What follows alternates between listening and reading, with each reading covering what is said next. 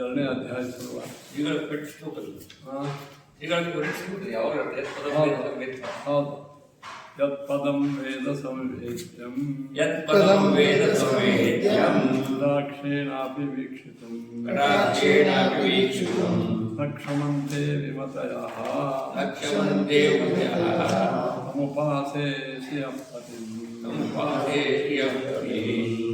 ಪತಿಂ ಅವಗಳು ಇದನ್ನು ಭಾಳ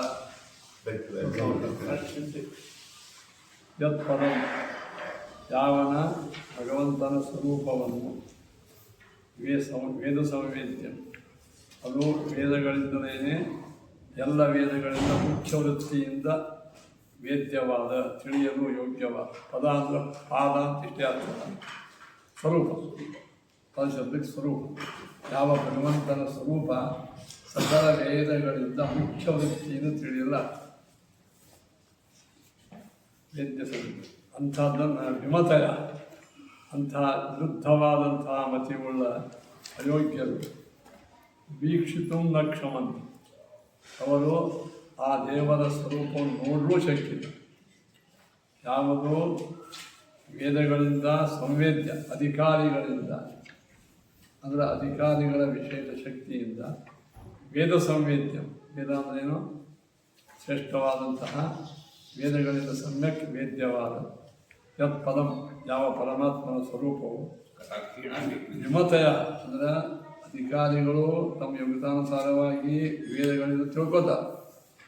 ಆದರೆ ವಿಮತಯ ಅಂದರೆ ಯಾರು ವಿರುದ್ಧವಾದಂತಹ ಮತಿಯುಳ್ಳ ದುಷ್ಟರು ವೀಕ್ಷಿತಮಪಿ ನ ಕ್ಷಮಂತ ಅದನ್ನು ತಿಳ್ಕೋದಲ್ಲ ಗುರಿಯಿಂದ ನೋಡಲು ಅವರಿಗೆ ಶಕ್ತಿ ಇಲ್ಲ. ಅದರ್ಥ ಏನಾಯಿತು ಸಾತ್ವಿಕರಿಗೆ ಯಥಾಯೋಗ್ಯವಾಗಿ ತಿಳಿಯಲ್ಪಡುವ ವೇದಗಳಿಂದ ತಿಳಿಯಲ್ಪಡುವ ಭಗವಂತನ ಸ್ವರೂಪ. ಅಯೋಗ್ಯರಿಗೆ ಎಷ್ಟೇ ಕಷ್ಟಪಟ್ಟರೂ ಅವರಿಗೆ ತಿಳಿಯಲು ಪಡದೇ ಇದ್ದಂತಹ ಭಗವಂತನ ಸ್ವರೂಪ. ಈಗ ಸೂರ್ಯ ಉದಯ ಆಗಿ ಸೂರ್ಯ ಚಂದ ಕಾಣಿಸ್ತಾ ಇಲ್ಲ. ಸೂರ್ಯ ವೇದ್ಯನೂ ಆಗ್ಯಾನ ಅವೇದ್ಯನೂ ಆಗ್ಯಾನ. ವೇದ್ಯ ಅಂದರೆ ಯಾರಿಗೆ ಕಣ್ಣು ಮಾಡಿಸಿರೋ ಸೂರ್ಯ ನೋಡ್ತಾರೆ. ಮತ್ತು ಯಾರಿಗೆ ಕಣ್ಣೇ ಸರಿ ಇಲ್ಲ ಕಣ್ಣು ಇಲ್ಲೇ ಇಲ್ಲ ಸೂರ್ಯ ನೋಡಿಸಕ್ಕಿಲ್ಲ. ಸೂರ್ಯನ ವೇದ್ಯ ಅದ ಅವೇದ್ಯ ಅಯೋಗ್ಯರು ಸೂರ್ಯನ ನೋಡಲಿಕ್ಕೂ ಶಕ್ತಿ ಇಲ್ಲ. ಕಣ್ಣು ಬಾಲ ಕಣ್ಣಿದ್ದವರು ಯಥಾಯೋಗ್ಯವಾಗಿ ನೋಡ್ತಾರೆ ಎಲ್ಲ ನೋಡಿ. ಅಂತಹ ಅಧಿಕಾರಿಗಳಿಗೆ ಮಾತ್ರ ವೇದ್ಯನಾದ ಅದು ವೇದಗಳಿಂದ ಅಧಿಕಾರಿಗಳಾಗಿರಬೇಕು ಮತ್ತು ವೇದಗಳಿಂದ. ಅಯೋಗ್ಯರು ಅವ್ರಿಗೆ ವೇದ ಒಪ್ಪಂಗೆ ಇಲ್ಲವ ಇನ್ನು ತಮ್ಮ ದುಷ್ಟ ಬುದ್ಧಿಯಿಂದ ನೋಡ್ಲಿಕ್ಕೆ ಹೋಗ್ತಾರೆ. ದೇವರು ಕಾಣಂಗೆ ತಿಳಿಯಂಗೆ. ಇಂತಹ ಭಗವಂತನ ಶ್ರೇಯಪತಿಂ ಉಪಾಸೆ ಕಟಾಕ್ಷಣಾಪಿ ಅಂದ್ರೆ ಕಣ್ಣಿಂದ ಅಂದರೆ ಕಣ್ಣಿನ ಸಾಮಾನ್ಯ ದೃಷ್ಟಿಯಿಂದಲೂ ತಿಳಿಯಲಿಕ್ಕೆ ಶಕ್ಯವಿಲ್ಲ. ಅಂತಹ ಶ್ರೇಯಪತಿಂ ಸಮುಪಾಸೆ ಶ್ರೀಪತಿಯಾದ ಪರಮಾತ್ಮನನ್ನು ನಾವು ಉಪಾಸನಾ ಮಾಡ್ತೇನೆ. ಶ್ರೀಮದ್ ಹನುಮದ್ಭೇಮದ್ಭಾರತ ರಾಮಕೃಷ್ಣ ವೇದವ್ಯಾಸಾತ್ಮಕ ಲಕ್ಷ್ಮೀ ಹೈಗ್ರೀವಾಯ ನಮಃ. ಉಕ್ತ ಸಮನ್ವಯ ಸಾಕ್ಷಾತ್ ಅವಿರೋಧೋತ್ರ ಸಾಧ್ಯತೆ ಚತುರ್ವಿಧಸ್ಯ ತಸ್ಯಾದೌ ಯೌಕ್ತಸ್ತತ್ರಾಪಿ ಚ ಶ್ರುತೇಃ ತಸ್ಯಾಶ್ಚತುಸ್ವರೂಪತ್ವಾತ್ ಪ್ರತ್ಯೇಕಂ ಚತುರಾತ್ಮಕಃ ಆದಾಃ ಸರ್ವೇ ತದಂಶಾಶ್ಚ ವೃತ್ತೀನಾ ವರ್ಣಮಾಗಮಾತ್. ಇಲ್ಲಿಯವರೆಗೆ ಇದು ಸುಧಾದ ಒಳಗೆ ಇದರ ವಿಚಾರವನ್ನು ಬಹಳ ಸುಂದರವಾಗಿ ಉಪೋದ್ಘಾತ ಮಾಡಿದೆ. ಹಿಂದಿನ ಅಧ್ಯಾಯದಲ್ಲಿ ಅದು ಪ್ರಥಮಾಧ್ಯಾಯದಲ್ಲಿ ಏನು ಹೇಳಲಾಯಿತು ಅದು ಸಂಕ್ಷಿಪ್ತವಾಗಿ ಟೀಕಾದಾಯ ಸುಧಾವಾಕ್ಯದಿಂದ ಹೇಳ್ತಾರೆ. ಹಿಂದಿನ ಅಧ್ಯಾಯ ಮೊದಲ ಇದಂತಲ್ಲ ಬ್ಲ್ಯಾಕ್ ಬೋರ್ಡ್ ಸೌಲಭ್ಯ ಅಂದರೆ ಹಿಂದಿನ ಅಧ್ಯಾಯದ ವಿಚಾರ ಪ್ರಥಮಾಧ್ಯಾಯ ಸಮನ್ವಯಾಧ್ಯಾಯ ಏನಿದೆ ಆ ಸಮನ್ವಯಾಧ್ಯಾಯ ಏನು ಹೇಳಿದ್ರಪ್ಪ ನೀವು ನೆನಪು ಮಾಡಿಕೊಳ್ತಾರೆ. ಸಾಕ್ಷಾತ್ ನಾರಾಯಣ ಸಂಪೂರ್ಣ ಜಗತ್ತಿಗೆ ನಿಮಿತ್ತ ಕಾರಣ ಉಪಾದಾನ ಕಾರಣ ಅಲ್ಲ, ವಿವರ್ತ ಪರಿಣಾಮ ವಿವರ್ತ ಕಾರಣನು ಸರ್ವಜ್ಞ, ಸರ್ವೈಶ್ವರ್ಯ ಪೂರ್ಣ, ಇವೇ ಮೊದಲಾದ ಅನಂತ ಗುಣಗಳಿಂದ ಪರಮಾತ್ಮ ಪೂರ್ಣ ಆಗ್ಯಾನ. ಏನು ಯಾವುದು? ಸರ್ವಜ್ಞತ್ವ, ಜಗಜ್ಜನ್ಮಾದಿ ಕಾರಣತ್ವ, ಸರ್ವೈಶ್ವರ್ಯತ್ವ, ಇವೇ ಮೊದಲಾದ ಅನಂತ ಗುಣಗಳಿಂದ ಪರಮಾತ್ಮ ಪೂರ್ಣ ಆಗಿದ್ದಾನೆ. ಇದು ಆಮೇಲೆ ಬರೀ ಇಷ್ಟೇ ಹೇಳಿದ್ದಾರೆ. ಅಜ್ಞಾನ ಮತ್ತು ಚಿಂತಾ ಸಂತಾಪ ಮೊದಲಾದ ದೋಷಗಳ ಲೇಷ, ದೋಷ ಸ್ವಲ್ಪ ಇಲ್ಲ. ಏನು? ಆದ್ದರಿಂದ ಈ ಪರಬ್ರಹ್ಮಾಖ್ಯನಾದ ನಾರಾಯಣನಲ್ಲಿ, ಪರಬ್ರಹ್ಮ ಸ್ವರೂಪಿಯಾದ ವಿಷ್ಣು ಪರಮಾತ್ಮನಲ್ಲಿ ವೇದಗಳ ಎಲ್ಲವೂ ನಿನಗೆ ವಾಚಕವಾಗಿದೆ. ಎಲ್ಲ ವೇದಗಳು ವಾಕ್ಯ ರೂಪ. ಒಂದು ವಾಕ್ಯ ತಯಾರಾಗಬೇಕಾದ್ರೆ ಪದಗಳು ತಯಾರಾಗಬೇಕಾದ್ರೆ ಅಕ್ಷರಗಳು, ಅಕ್ಷರ ಒಳಗೇನಾದ ಸ್ವರ ಮತ್ತು ವರ್ಣ. ಹೀಗೆ ಅನಂತ ಪರಮಾತ್ಮ ಸ್ವರ, ವರ್ಣ, ಪದ, ವಾಕ್ಯ, ಮಹಾವಾಕ್ಯ. ಒಂದು ಗಾಡಿ ಒಳಗೆ ಇಟ್ಟಂಗಿ ಮಣ್ಣಿನ ಕಣನೂ, ಇಟ್ಟಂಗಿನೋ ಸಿಮೆಂಟನೋ ಅವುಗಳ ಜೋಡಣೆ ಬೇರೆ ಗಿಲಾಯ ಎಲ್ಲ ಸೇರಿ ಗೋಡೆ ಅಂತಾಗಿ. ಒಂದು ವಾಕ್ಯದೊಳಗೆ ಏನದ ಹೇಳ್ರಿ? ಅವನು ದೇವರನ್ನು ನೋಡುತ್ತಾನೆ. ಅ ಎಂಬ ಅಕ್ಷರ ವರ್ಣ ಅಂತ ಅಥವಾ ಸ್ವರ ಅಂತ. ಅವನು ದೇವರು, ದ ಎ ಕೂಡೆ ವರ್ಣ, ದೇವರು ಅಂದರೆ ಸ್ವರ ಮತ್ತು ವರ್ಣ, ಸ್ವರವರ್ಣಗಳು. ಆಮೇಲೆ ಆ ಸ್ವರವರ್ಣಗಳು ಸೇರಿ ಏನಾಗ್ತಾವೆ? ಪದ. ಈ ಮಣ್ಣಿನ ಪುಡಿ ಸೇರಿ ಇಟ್ಟಂಗೆ ಆಗ್ತದಲ್ಲ, ಹಂಗೆಲ್ಲ ಸ್ವರವರ್ಣ ಸೇರಿ ಏನಾಗ್ತದೆ? ಪದ. ಆ ಪದಗಳ ಸೇರಿ ವಾಕ್ಯ, ವಾಕ್ಯ ಸೇರಿ ಮಹಾವಾಕ್ಯ. ಮಹಾವಾಕ್ಯ ಅಂದರೆ ಏನು ಅಂತ ಕೇಳಿದ, ನೀನು ಸಂಧ್ಯಾವಂದನ ಮಾಡ್ತೀನಿ. ಸಂಧ್ಯಾವಂದನ ಮಾಡಬೇಕು, ಆಯ್ತು. ಸಂಧ್ಯಾವಂದನ ಮಾಡಬೇಕು ಅಂದರೆ ಮಹಾವಾಕ್ಯನು ಈ ಸಂಧ್ಯಾವಂದನ ಮಾಡುವುದರಿಂದ ನಿನ್ನ ಬ್ರಾಹ್ಮಣ್ಯವು ಉಳಿಯುತ್ತದೆ, ಜನ್ಮ ಸಾರ್ಥಕವಾಗುತ್ತದೆ. ಈಗೇನೋ ಅನೇಕ ಉದ್ದೇಶ ತಗೊಂಡು ನಾವೊಂದು ವಾಕ್ಯ ಆಗಿರ್ತೇವೆ. ಆ ವಾಕ್ಯಕ್ಕೆ ನೀವು ಸಂಧ್ಯಾವನ ಮಾಡಬೇಕು ಸಾಮಾನ್ಯ ವಾಕ್ಯ. ಯಾಕಂದ್ರೆ ನಿನ್ನ ಬ್ರಾಹ್ಮಣ್ಯ ಉಳಿಯುತ್ತದೆ ಎಂಬುವಂಥದ್ದು ಮಹಾವಾಕ್ಯ. ದೃಷ್ಟಾಂತ. ಹಂಗೆ ಈ ನಮ್ಮ ಶಾಸ್ತ್ರೊಳಗೂ ವಾಕ್ಯ ಮತ್ತು ಮಹಾವಾಕ್ಯ ಅಂತ ಇಂಥ ವಾಕ್ಯ ಮಹಾವಾಕ್ಯ ರೂಪವಾದ ಶಾಸ್ತ್ರಗಳು. ಶಾಸ್ತ್ರ ಅಂದೇನು? ವೇದಾಶಾಸ್ತ್ರ ಅಂದೇನು? ವಾಕ್ಯ ರೂಪ. ಅಲ್ಲಿ ದೇವರು ಸತ್ಯಂ ಜ್ಞಾನಮನಂತಂ ಬ್ರಹ್ಮ, ವಿಜ್ಞಾನಮಾನಂದಂ ಬ್ರಹ್ಮ, ಧಾತು ಬ್ರಹ್ಮ ಜಿಜ್ಞಾಸ, ಧರ್ಮಾದೇಶಯತಃ, ಇವೆಲ್ಲ ವಾಕ್ಯವಲ್ಲ. ಈ ವಾಕ್ಯನೇ ಶಾಸ್ತ್ರ. ಏನು ಏನಾಗ್ಯಾವ? ಶಾಸ್ತ್ರ. ಈ ಎಲ್ಲ ಶಾಸ್ತ್ರಗಳಿಗೂ ಪರಮ ಮುಖ್ಯ ವೃತ್ತಿಯಿಂದ, ವೃತ್ತಿ ಎರಡು: ಮುಖ್ಯ ವೃತ್ತಿ, ಪರಮ ಮುಖ್ಯ ವೃತ್ತಿ, ಲಕ್ಷಣ ವೃತ್ತಿ. ಮನೆ ಸಾಕಷ್ಟು ಚರ್ಚೆ ಆಗಿದೆ, ಮುಂದೂ ಆಗ್ತದೆ. ಮುಖ್ಯ ವೃತ್ತಿ ಅಂದರೆ ಏನು ಕೇಳಿದ್ರೆ, ಮುಖ್ಯ ವೃತ್ತಿ ಅಂತಂದರೆ ಇದು ಟೇಬಲ್ಲು ಬಸ್. ಟೇಬಲ್ ಎಂಬ ಶಬ್ದ ಈ ವಸ್ತುವನ್ನು, ಇಂದ್ರ ಎಂಬ ಶಬ್ದ ಅದು ಇಂದ್ರನನ್ನು ಹೇಳ್ತದೆ ಮುಖ್ಯ. ಪರಮ ಮುಖ್ಯ ವೃತ್ತಿ ಅಂದರೆ ಆ ಇಂದ್ರ ಶಬ್ದದಿಂದ ಹೊರಡುವ ವಿಶೇಷ ಅರ್ಥ ಏನದ ಅದು ಪರಮಾತ್ಮನಲ್ಲೇ ಪರಮ ಮುಖ್ಯ ವೃತ್ತಿ. ಇಂದ್ರನಲ್ಲಿ ಶರದ್ ಎಂಬುವಂಥ ಶಬ್ದ, ಶರತ್ಕಾಲ, ಶರತ್ಕಾಲದಲ್ಲಿ ಅದು ಮುಖ್ಯ.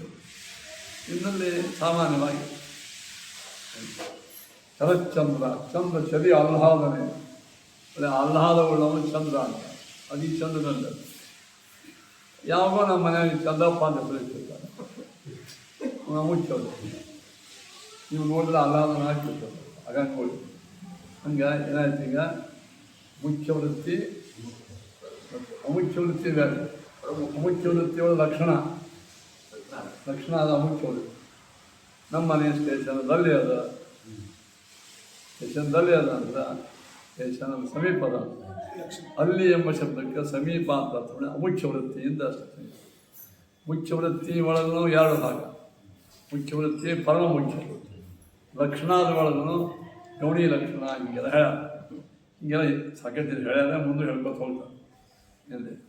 ಅಂತೂ ಮಹಾತಾತ್ಪರ್ಯದಿಂದ ಸಮನ್ವಯವನ್ನು ಮಾಡಿ ಮೊದಲನೇ ಅಧ್ಯಾಯದಲ್ಲಿ ಏನು ಮಾಡಿದರು? ತತ್ರ ಪ್ರಸಿದ್ಧ ಅಂಕ ಬೇಡ, ಅನ್ಯತ್ರ ಪ್ರಸಿದ್ಧ, ಉಭಯತ್ರ ಪ್ರಸಿದ್ಧ, ಅನ್ಯತ್ರೈವ ಪ್ರಸಿದ್ಧ. ಇವು ಮೂರು ವಿಧ ಶಬ್ದಗಳು. ತತ್ರ ಪ್ರಸಿದ್ಧ ಶಬ್ದ ಹೇಳೋದು ಕಾಣಿದೆ. ನಾರಾಯಣ ಕೃಷ್ಣ ಅವನಲ್ಲಿ ಬಳಕೆ ಅವನೇ ಇಲ್ಲ, ಅದೇ ಆಕ್ಷೇಪ ಇಲ್ಲ. ಅದರ ಆನಂದಮಯ, ಇಂದ್ರ, ಆಕಾಶ ಇವು ಅನ್ಯತ್ರ ಅಂತಸ್ಥಿತ್ವ, ಅದು ಲಿಂಗಾತ್ಮಕ ಮತ್ತು ನಾಮಾತ್ಮಕ ಅಂತ ತಿಳ್ಕೊಳ್ಳಿ. ಅಂತೂ ಎಲ್ಲ ಶಬ್ದ ಸಮನ್ವಯ ಮಾಡಿ ಆ ಶಬ್ದಗಳಿಂದ ಬರುವ ವಿಶಿಷ್ಟ ಅರ್ಥದ ಗುಣ ಅದು ಪರಮಾತ್ಮ. ನೀವು ಈ ಶಬ್ದ ಸಮನ್ವಯ ಮೊದಲನೇ ಅಧ್ಯಾಯ ಮಾಡ್ಯಾರ, ಸಮನ್ವಯ ಅಧ್ಯಾಯ ಅಂತ. ಆದರೆ ಮಧ್ವಾಚಾರ್ಯ ಏನು ಮಾಡಿದರು? ಮೊದಲನೇ ಅಧ್ಯಾಯದ ಅರ್ಥ ಏನಂದ್ರೆ ಗುಣಪರಿಪೂರ್ಣ ಅಂತ ಮಾಡಿದ್ದು ಸಮನ್ವಯ, ಹೇಳಿದ್ದು ಗುಣಪರಿಪೂರ್ಣ. ಏನು ಹಂಗಂದ್ರೆ ಸಮನ್ವಯ ಅಧ್ಯಾಯಕ್ಕೆ ನಾರಾಯಣ ಗುಣೇಶ್ವರವೇ ಅಂದರೆ ಸಮನ್ವಯ ಪೂರ್ಣ ಮಾಡಬೇಕಾಗಿತ್ತು. ನಾರಾಯಣಂ ಸಮನ್ವಯ ಪೂರ್ಣ ಗುಣಪರಿಪೂರ್ಣ ಮಧ್ಯೆ ಹಾಕೋದು. ಮೊದಲನೇ ಅಧ್ಯಾಯದ ಅರ್ಥ ಏನು? ಸಮನ್ವಯ. ಇಲ್ಲ, ಮೊದಲನೇ ಅಧ್ಯಾಯ ಪರಮಾತ್ಮ ಅನಂತ ಗುಣ ಹೇಳ್ತಾ ಅಂತ ಹೇಳಿದೆ, ಸಮನ್ವಯ ಹೇಳ್ತಾ ಅಂತ ಹೇಳಿದ್ವಿ, ಅನಂತ ಗುಣ ಅಂತ ಹೇಳ್ತೀವಿ. ಯಾವ ತಿಳ್ಕೊಬೇಕು? ನಾವು ಎರಡೂ ತಿಳ್ಕೊಬೇಕು. ಯಾಕೆ ಹೇಳಿದೆ? ದೇವರು ಗುಣಪರಿಪೂರ್ಣ ಆಗಬೇಕಾದ್ರೆ ಗುಣವನ್ನು ಹೇಳುವ ಶಬ್ದಗಳು ಎಲ್ಲ ಶಬ್ದಗಳು ಅರ್ಥ ಸಮನ್ವಯ. ವೇದಗಳು ವಾಕ್ಯರೂಪ, ಆ ವೇದಗಳು ವಾಕ್ಯರೂಪ ಏನಾದರೂ ಒಂದು ಹೇಳಿ ಬಂದ, ಹಂಗೆ ಖಾಲಿ ಮುಗೋಡು ಶಬ್ದ ಆಡಿಲ್ಲ. ಏನು ಹೇಳ್ತಾವ? ದೇವರು ಗುಣಪರಿಪೂರ್ಣ. ಸತ್ಯಂ ಜ್ಞಾನಂ ಅನಂತಂ ಬ್ರಹ್ಮ ವಾಕ್ಯ. ಸತ್ಯಂ ಜ್ಞಾನಂ ಅನಂತಂ ಬ್ರಹ್ಮ ಇವೆಲ್ಲ ಶಬ್ದಗಳು ದೇವರನ್ನು ಹೇಳ್ತಾವ. ದೇವರು ಏನಾದ? ಸತ್ಯಸ್ವರೂಪಿ, ಜ್ಞಾನಸ್ವರೂಪಿ, ಸ್ವರೂಪಿ. ಇವೇ ಗುಣಗಳು. ಶಬ್ದ ಸಮನ್ವಯ ಮಾಡುವ ಉದ್ದೇಶ ಏನಂದ್ರೆ ನಮ್ಮದು ಹೇಳಿ ಶಬ್ದಗಳಿಂದ ಬರುವ ಅರ್ಥವನ್ನಲ್ಲಿ ಅದು ಮುಖ್ಯ ಅರ್ಥ. ಈಗ ನೀವು ಎದುರು ಬಳಸಿರ್ತಕ್ಕಂಥ ಎಲ್ಲ ಪದಾರ್ಥವನ್ನು ಸಮನ್ವಯ ಮಾಡ್ತೀವಿ. ಬಾಯಿ ಒಳಗೆ ಸಮನ್ವಯ ಆಯಿತು, ಸಮನ್ವಯ ಅಂದ್ರೆ ಸಂಬಂಧ ಆಯ್ತು. ಅವಾಗ ನೀವೇನಂತೀರಿ ಅಂದರೆ ಅದು ತುಂಬ ಊಟ ಆಯ್ತಪ್ಪ ಅಂತ. ಅದರ ಸಮನ್ವಯ ಆಯಿತು, ಅನ್ನ ಸಾರುಗಳು ಸಮನ್ವಯ ಆಯ್ತಪ್ಪ ಚೆನ್ನಾಗಿ ಅಂತ ಹೋಗ್ತೀರಾ? ಇಲ್ಲ, ಹೊಟ್ಟೆ ತುಂಬ ಹೊಟ್ಟೆ ಪೂರ್ಣ ಆಯ್ತು, ತುಂಬ ಆಯ್ತು. ನೀವು ಹೊಟ್ಟೆ ಯಾಕೆ ತುಂಬ ಆಯ್ತು ಅಂದ್ರೆ ಸಮನ್ವಯ ಅಂದೇನು? ಅನ್ನ ಸಾರು, ಅವಳಿ, ಚಟ್ನಿ, ಕೋಸಂಬರಿ, ಪಲ್ಯಕಾಯಿ ಎಲ್ಲ ಅದು ಸಮನ್ವಯ ಆಗಬೇಕಿತ್ತು. ಬಾಯಾಗಿ ಒಂದೇ ಅದ, ಬೇರೆ ಕಡೆ ಕಿವಿ ಹಾಕೊಂಡು ಕಣ ಬರಬ ಏನಬಾ ತಿದ್ದೇನಬಾ. ಹಾಗಾದ್ರೆ ಏನಾಯ್ತು? ಪದಾರ್ಥಗಳಿಗೆ ಬಾಯಿಗೆ ಸಮನ್ವಯ ಆದಾಗ ನಮ್ಮ ಹೊಟ್ಟೆ ಪರಿಪೂರ್ಣ ಆಗ್ತದೆ. ಶಬ್ದಗಳ ಸಮನ್ವಯ ಆದಾಗ ನಮಗೆ ಭಗವಂತನು ಗುಣಪರಿಪೂರ್ಣ ಅಂತ ಗೊತ್ತಾಗ್ತದೆ. ನೀವು ಸಮನ್ವಯ ಮಾಡಿದ ಗುಣಪೂರ್ಣ ಆಗಾಗ ನಾವು ಸಮನ್ವಯ ಮಾಡಿ ಇದ್ದೇ ಇದ್ದಾನೆ. ನಾವು ಸಮನ್ವಯ ಮಾಡಿದ ಅಂತ ದೇವ್ರ ಪೂರ್ಣ ಆದ ಅಂತ ಹೀಗೆ ತಿಳ್ಕೊಂಡ್ರೆ ಗುಣಪರಿಪೂರ್ಣ ಇದ್ದೇ ಇದ್ದಾನ. ಆ ದೇವರ ಗುಣಪರಿಪೂರ್ಣ ಇದ್ದಾನ ಅಂತ ತಿಳಿಸೋದಿಕ್ಕೆ ಇರಬೇಕು ಒಂದು ಸಾಧನ. ಅದು ಯಾವುದು? ಶಬ್ದ. ಶಬ್ದ ಅಂದರೆ ಶಬ್ದ ಪದ ವಾಕ್ಯ ಎಲ್ಲ ಸೇರಿ ಶಾಸ್ತ್ರ. ಆದ ಕಾರಣ ಪ್ರಥಮಾಧ್ಯಾಯದಲ್ಲಿ ಏನು ಮಾಡಿ ಆಯಿತು? ಶಬ್ದಗಳ ಸಮನ್ವಯ, ವಾಕ್ಯ ಸಮನ್ವಯ ದ್ವಾರ ಭಗವಂತನು ಅನಂತ ಕಲ್ಯಾಣಗಳ ಪರಿಪೂರ್ಣ ಸಿದ್ಧ ಆಯಿತು. ಅದನ್ನೇ ಆಚಾರ್ಯರು ನಾರಾಯಣಂ ಗುಣೈಸರು ಭಾಷಿತಾಗಂದ್ರು. ಇಲ್ಲೇನಂದ್ರು ಅನುವ್ಯಾಖ್ಯಾನದಾಗ ನಾರಾಯಣಂ ನಿಖಿಲ ಪೂರ್ಣ ಗುಣೈಕ ದೇಹ. ನಿಖಿಲ ಅಂದ್ರೆ ಎಲ್ಲ, ಪೂರ್ಣ ಅಂದ್ರೆ ಪೂರ್ಣವಾದ ಗುಣಗಳೇ ಯಾವನ ಆಕಾರ ಆಗಿದ್ರು. ಸಕ್ರಿಯೇ ಗೊಂಬೆ ಆಗಿದೆ. ಗೊಂಬೆ ಸಕ್ರಿಯ ಬೇರೆ ಅಲ್ಲ. ನೀವೆಷ್ಟೋ ಸಕ್ರಿಯ ಗೊಂಬೆ ಮಾಡಿರ್ತಾರೆ. ಸಕ್ರಿಯ ಗೊಂಬೆನೇ ಸಕ್ರಿಯ. ಹಂಗ ಈ ಗುಣಗಳೇ ದೇವರೇ ಗುಣಗಳು. ನಮ್ದು ಹಂಗಲ್ಲ. ನಮ್ಮಲ್ಲಿ ಜ್ಞಾನ ಅಂದಾದ ಗುಣ ಸದೇವ ಸ್ವರೂಪ ಕಾಲ ಇದೆ, ಬರ್ತಾವ ಹೋಗ್ತಾವ. ಇದೆ ಸ್ವರೂಪ ದೇಹಕ್ಕೂ ನಮ್ಮದು ಇದನ್ನೇ ಅಂದಾದಿಗಳು ಅಂತೂ ಇಲ್ಲಿ ಇವೆಲ್ಲ ಏನಾಯ್ತು? ಈಗ ನಿಖಿಲ ಪೂರ್ಣ ಗುಣೈಕ ದೇಹ ಇಷ್ಟು ಗೊತ್ತು ಮಾಡ್ಕೊಳ್ಳಿಕ್ಕೆ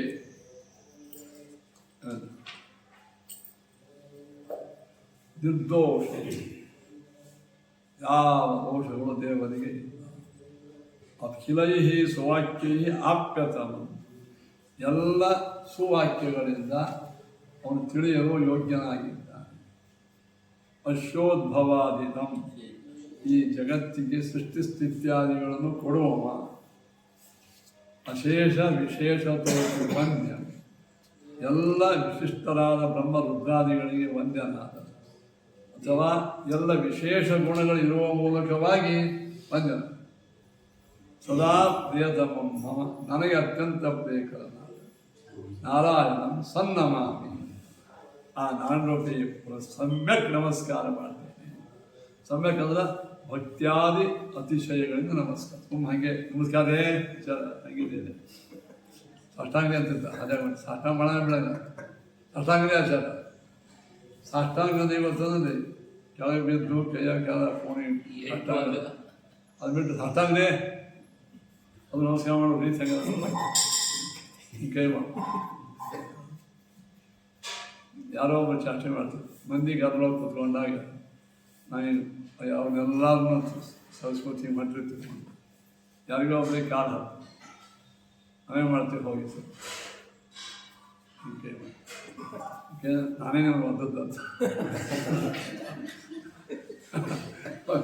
ಕೈ ಮಾಡ್ತಾರಲ್ಲ, ನಾನೇ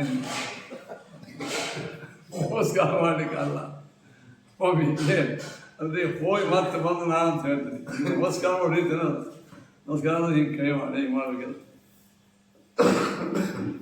ಕೈ ಮಾಡಿದ ಸಣ್ಣ ನಮಾಮಿ ಅಲ್ಲ.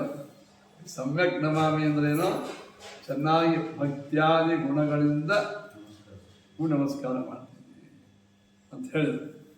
ಇದೆಲ್ಲವನ್ನ ದೇವರಿಗೆ ಹೇಳಿದ್ರು.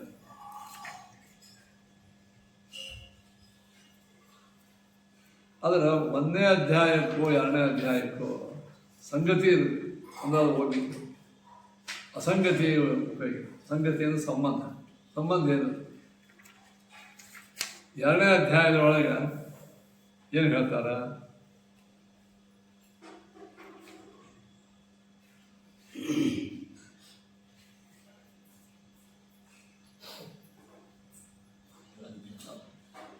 ಹಿಂದಿನ ಅಧ್ಯಾಯಕ್ಕೂ ಈ ಅಧ್ಯಾಯಕ್ಕೂ ಸಂಬಂಧ. ಈ ಅಧ್ಯಾಯದ ಹೆಸರು ಅವಿರೋಧಾಧ್ಯಾಯ. ಇದರ್ಥ ಅಂದರೆ ಎಲ್ಲ ವಿರೋಧಗಳನ್ನು ಪರಿಹಾರ ಮಾಡಿ. ವಿರೋಧ ಪರಿಹಾರ ಮಾಡಲಿಕ್ಕೆ ಏನಿದೆ? ದೇವರ ಅನಂತ ಕಲ್ಯಾಣಗಳ ಪರಿಪೂರ್ಣ ದೋಷರಹಿತ ಅಂತೆಲ್ಲ ಹೇಳಿದ್ರು. ಆವಾಗ ಹೇಳಿ ಸಮನ್ವಯ ಮಾಡಿ ಕೂತು ವಿರೋಧ ಬಂತು. ವಿರೋಧಿಗಳು ಬಂತು. ಯಾರಿಂದ? ಸಾಂಖ್ಯರಿಂದ, ವೈಶೇಷಿಕರಿಂದ, ಮಾಯಾವಾದಿಗಳಿಂದ. ನೀವೇನೆಲ್ಲ ಯಾವ ದೇವರನ್ನು ನೀವು ಹೇಳ್ಕೊತೀರಿ, ಆ ದೇವರು ಪ್ರಮಾಣವೇ ಅಲ್ಲ, ಇಲ್ಲೇ ಇಲ್ಲ, ಇದ್ದರೂ ಅವನಷ್ಟು ಗುಣ ಇಲ್ಲ, ಗುಣ ಇದ್ದರೂ ಸುಳ್ಳಪ್ಪ, ಇಲ್ಲ ವಿರೋಧಿಗಳು ಸುರುವಾದನು. ಈ ವಿರೋಧವನ್ನು ಪರಿಹಾರ ಮಾಡ್ತಾರೆ. ಇದರೊಳಗೆ 2ನೇ ಅಧ್ಯಾಯ. ವಿರೋಧ ಎದಕ್ಕೆ ಬಂತು?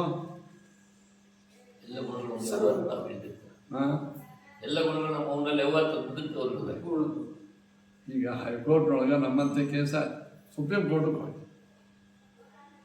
ಹೋಗಿ ಏನಾಯ್ತು? ವಿರೋಧ ಮಾಡಿ ಈ ಹೈಕೋರ್ಟ್ ಆಗಿರ್ತಕ್ಕಂತಹ ನಮ್ಗೆ ವಿರೋಧ, ಹಂಗೆ ವಿರೋಧ ಬಂತು.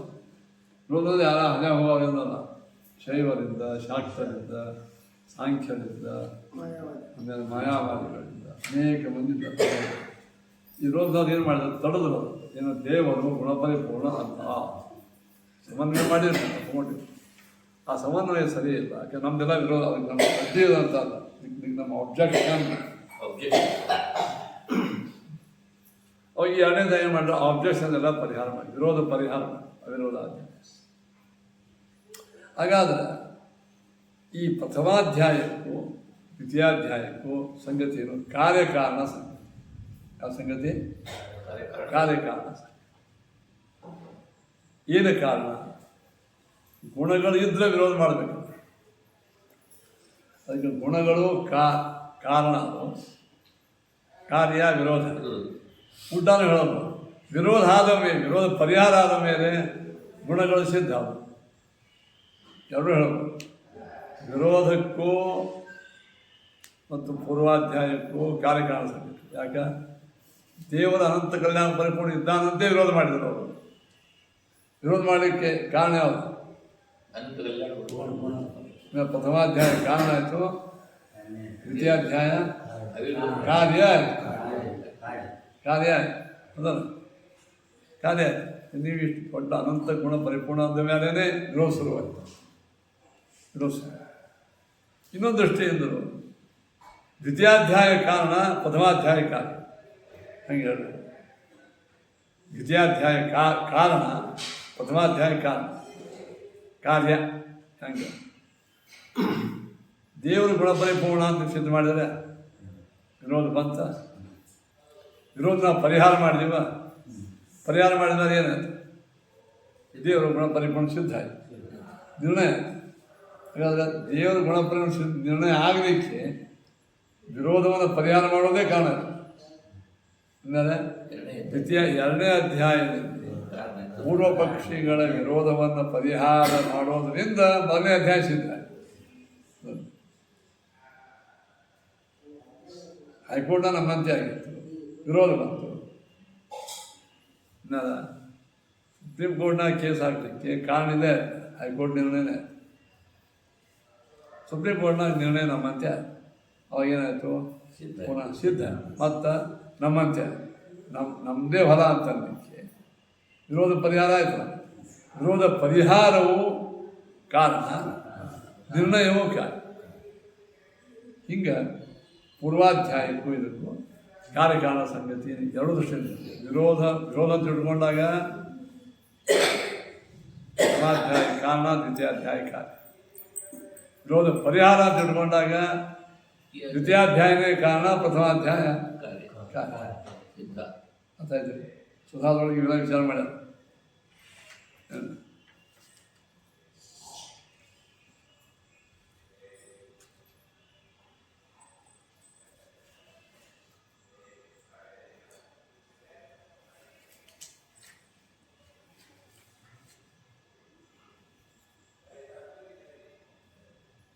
ಈ ಪ್ರಕಾರವಾಗಿ ಇದನ್ನು ಮುಂದೆ ಹೇಳ್ತಾರೆ. ಪ್ರಥಮಾಧ್ಯಾಯಕ್ಕೂ ಇದು ಸಂಬಂಧವನ್ನು ಇಲ್ಲಿ ಅದನ್ನೇ ಮುಕ್ತ ಸಮನ್ವಯ ಸಾಕ್ಷಾತ್ ಹತ್ರ ಹತ್ರ ಅಂದ್ರೆ ಇಲ್ಲಿ ಅಂದ್ರೆ ಎಲ್ಲಿ? ಎರಡನೇ ಅಧ್ಯಾಯದಲ್ಲಿ ಹತ್ರ ನೋಡ್ರಿ, ಎಲ್ಲರೂ ಅನ್ವಯ ಮಾಡ್ಕೊಳ್ಳಿ. ಹತ್ರ ಅಂದ್ರೆ ಎರಡನೇ ಅಧ್ಯಾಯದಲ್ಲಿ ಏನಿದೆ?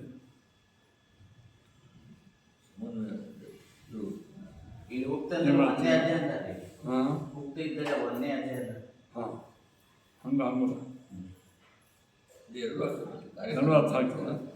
ಹತ್ತರಂದ್ರೆ ಇದೆ ಹಿಂಗೆ ಮಾಡ್ಕೊಳ್ಳಿ, ಎರಡು ಬರ್ತದೆ. ಹತ್ತರಂದ್ರೆ ಪ್ರಥಮಾಧ್ಯಾಯದಲ್ಲಿ ಸಾಕ್ಷಾತ್ ಸಮನ್ವಯ ಉಂಟು. ದೇವರಿಗೆ ಸಾಕ್ಷಾತ್ ಸಮನ್ವಯ ಹೇಳಿದೆ. ಸಾಕ್ಷಾತ್ ಸಮನ್ವಯ ಅಂತ ಹೇಳಿದ್ರೆ ಲಕ್ಷಣ ಅಲ್ಲ, ಲಾಕ್ಷಣಿಕವಾಗಿ ಸಮನ್ವಯ ಅಲ್ಲ, ಮುಖ್ಯ ವೃತ್ತಿಯಿಂದ ಸಮನ್ವಯನ ಹೇಳಿ. ಎಲ್ಲ ಶಬ್ದಗಳ ಮುಖ್ಯವಾದಂತಹ ಸಮನ್ವಯವನ್ನು ಪ್ರಥಮಾಧ್ಯಾಯದಲ್ಲಿ ಸಮನ್ವಯ ಹತ್ರ ಮತ್ತು ಓದಿ. ಹತ್ರ ಈ ಎರಡನೇ ಅಧ್ಯಾಯದಲ್ಲಿ ಅವಿರೋಧ ಸಾಧ್ಯ. ಈ ಎರಡನೇ ಅಧ್ಯಾಯ ಏನು ಮಾಡ್ತದೆ? ಅವಿರೋಧವು ಸಾಧಿಸಲ್ಪಡುತ್ತದೆ. ಅಂದರೆ ಪ್ರಥಮಾಧ್ಯಾಯದಲ್ಲಿ ದೇವರ ಸರ್ವೋತ್ತಮತ್ವ ನೀವೇನು ಹೇಳಿದ್ರಿ, ಅದಕ್ಕೇನು ವಿರೋಧ ಬರ್ತದ, ಆ ವಿರೋಧವನ್ನು ಪರಿಹಾರ ಇಲ್ಲಿ ಮಾಡಿ. ಹತ್ರ ಅಂದ್ರೆ ಏನಪ್ಪ? ಎರಡು ಹತ್ರ ಸಾಕ್ಷಾತ್ ಸಮನ್ವಯ ಉಕ್ತ. ಹತ್ತು ಶಬ್ದಕ್ಕೆ ಅರ್ಥ ಏನಾಯಿತು? ಪ್ರಥಮಾಧ್ಯಾಯ. ದ್ವಿತೀಯಾಧ್ಯಾಯದಲ್ಲಿ ಹತ್ರ ಅಂದ್ರೆ ಏನು ಮಾಡಿದ್ರು? ಉಕ್ತ ಆ ಸಮನ್ವಯಕ್ಕೆ ವಿರೋಧ ಬಂತು, ಅದಕ್ಕೆ ಅವಿರೋಧವನ್ನು ಇಲ್ಲಿ ಸಾಧನೆ ಮಾಡ್ತಾರೆ. ಅಂತಂದರೆ ಈ ಸುಪ್ರೀಂ ಕೋರ್ಟ್ ವಿರೋಧ ಬಂದಿತ್ತು. ಸುಪ್ರೀಂ ಕೋರ್ಟ್ ಹೈಕೋರ್ಟ್ ಒಳಗೆ ನಿರ್ಣಯವಾದ ಬಗ್ಗೆ ವಿರೋಧ ಬಂದಿತ್ತು, ಅದನ್ನು ಪರಿಹಾರ ಮಾಡ್ತಾರೆ ಸುಪ್ರೀಂ. ಹಾಗಾದರೆ ವಿರೋಧ ಎಷ್ಟು ಥರ ಅಂತ ಚತುರ್ವಿಧಸ್ಯ ತಸ್ಯ ವಿರೋಧ 4 ಥರ ವಿರೋಧವನ್ನು ಏನು ಮಾಡ್ತಾರೆ? 4 ಥರ ವಿರೋಧ. 4 ವಿರೋಧಗಳು ಯಾವುದು? 4 ವಿರೋಧಗಳು ಯಾವುದು? ಒಂದು ಯುಕ್ತಿ ವಿರೋಧ, ಎರಡನೇದು ಯುಕ್ತಿ ವಿರೋಧ, ಆಮೇಲೆ ಸ್ಮೃತಿ ವಿರೋಧ, ಸಮಯ ವಿರೋಧ, ಶ್ರುತಿಯುಕ್ತ ಸಮನ್ವಯ ವಿರೋಧ. ಇವಾಗ 4 ಥರದ ವಿರೋಧ. ಈ 4 ತರಹದ ವಿರೋಧಗಳನ್ನು ಇದು ಮಾಡ್ತಾರೆ.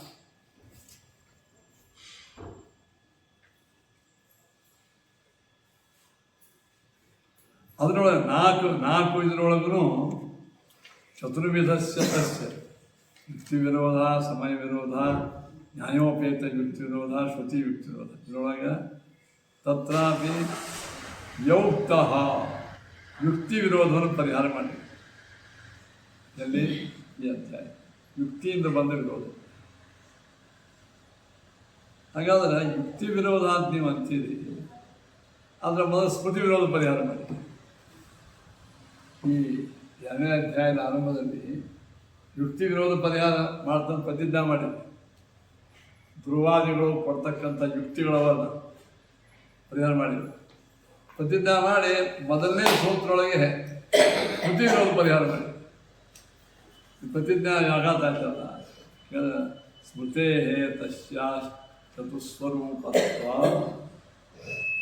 ಧ್ರುವಾದಿಗಳು ಸ್ಮೃತಿಗಳನ್ನು ಏನೇನು ಹೇಳ್ತಾರೆ ನಮ್ಮ ವಿರೋಧ ಮಾಡಿ, ಆ ಸ್ಮೃತಿಗಳು ಯುಕ್ತ ರೂಪನೂ ಆಗ್ಯಾವ, ಸ್ಮೃತಿ ರೂಪನೂ ಆಗ್ಯಾವ, ಯುಕ್ತಿ ರೂಪನೂ ಆಗ್ಯಾವ, ನ್ಯಾಯೋಪೇತನೂ ಆಗ್ಯಾವ. ಅದರೊಳಗೆ ಆ ಸ್ಮೃತಿ ಒಳಗೆ 4 ಥರದ ವಿರೋಧದ ಎಸೆನ್ಸ್ ಅಲ್ಲದ. ತಸ್ಯ ಚತುಸ್ವರೂಪತ್ವ ಪ್ರತ್ಯೇಕಂ ಚತುರಾತ್ಮಕ ಏನಿದೆ ಪಾದ. ಅಷ್ಟೇ ಅಲ್ಲ, ಒಂದು ಅಧ್ಯಾಯದಲ್ಲಿ 4 ಪಾದ ಇರ್ತಾವೆ. 4 ಪಾದಗಳಲ್ಲಿ 4 ವಿಷಯಗಳು. 4 ಪಾದದಲ್ಲಿ 4 ವಿಷಯ. ಹಾಲಿನಾಗ ನೀರು ಅದ, ಮೊಸರದ, ಸಕ್ಕರೆ, ಬೆಣ್ಣೆ ಅದ, ತುಪ್ಪದ, ಸಾಕು. ತುಪ್ಪದೊಳಗೆ ಹಾಲು ಅದ, ಸಕ್ಕರೆನೂ ಅದ, ಬೆಣ್ಣೆನೂ ಅದ. ಹೀಗೆ ಬೆಣ್ಣೆ ಅಂದರೆ ಅದರ ಈಗ 4 ಪಾದದೊಳಗೆ 4 ವಿಷಯಗಳು. 4 ವಿಷಯ ಅಂದರೆ ಒಂದೇ ಆಯ್ತಲ್ಲ, ಅದು ಹೆಚ್ಚದ. ಒಂದು ಹಾಲಿನೊಳಗೆ ಒಂದು ವರ್ಗ ಹಾಲಿನೊಳಗೆ ಮುಖ್ಯವಾದ ಪಾದ ಹಾಲಲ್ಲ, ಒಂದು ಪಾದ ನೀರು. ಅದಕ್ಕೇನಂತೀರಿ ನೀವು? ಹಾಲು. ಒಂದು ವರ್ಗ ನೀರೊಳಗೆ ಒಂದು ಚಮಚ ಹಾಲು ನೀರು ಅಂತೀವಿ. ಯಾಕೆ? ಅದು ಹೆಚ್ಚು ನೀರಲ್ಲ.